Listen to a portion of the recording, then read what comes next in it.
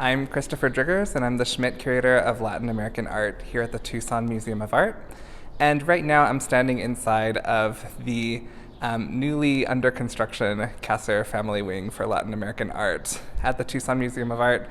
We've been working on construction for this space for almost a year, and I'm really excited to say that we're looking forward to being able to open up this space really soon.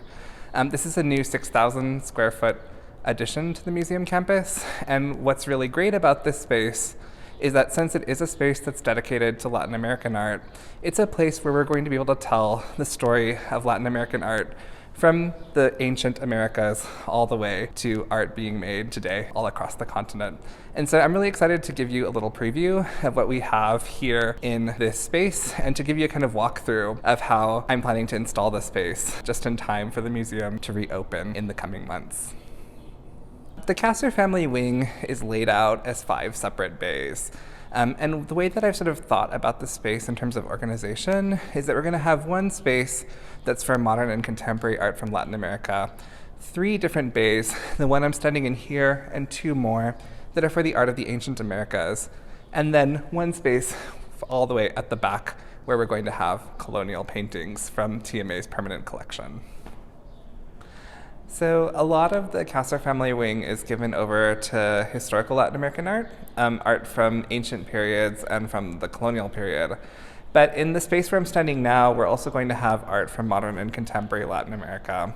It's important that we include modern and contemporary art in this space because we really want to be able to tell the story of this continent as an entire sort of historical spectrum, ancient to modern. And we're going to see a few works, including some newly acquired by the museum, when the space opens in a few months.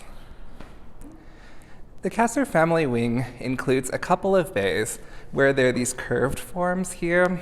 And one of the things that I'm really excited about these forms is that it's actually a really great place to put display spaces that are a little bit more intimate and where objects can be highlighted under track lighting. And so what I'm going to do in this space is there's going to be a platform where we have large sculptures from West Mexico on display.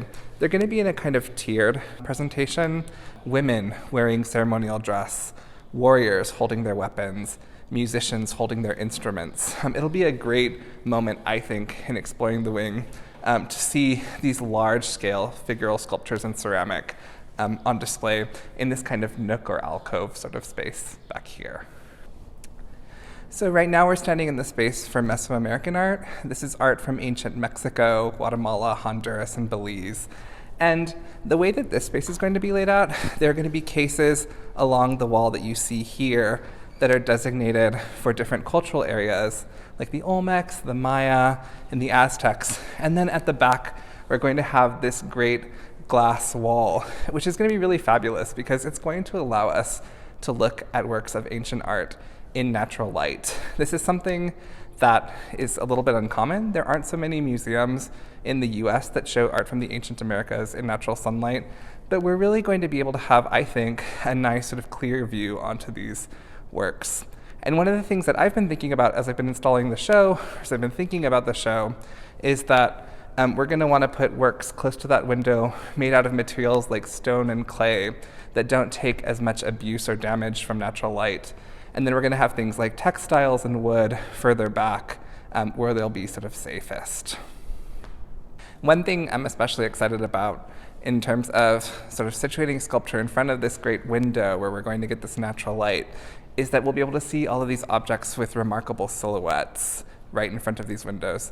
So you'll get the shape of the object really emphasized as light moves through the space throughout the day. I think that's going to make for a really special experience of looking at these works of ancient art. So right now we're standing in the bay that's dedicated to art from the Andes. This is art from ancient Peru and Bolivia primarily. And we have yet another one of these great glass windows back here that will allow us to look at these ancient works in natural light.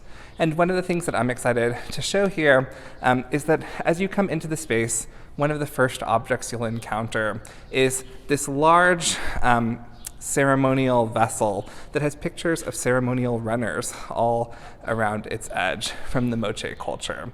It's a really fascinating object, and when it would have been used in the ancient world, it actually would have made a sound because it has a rattle inside of it.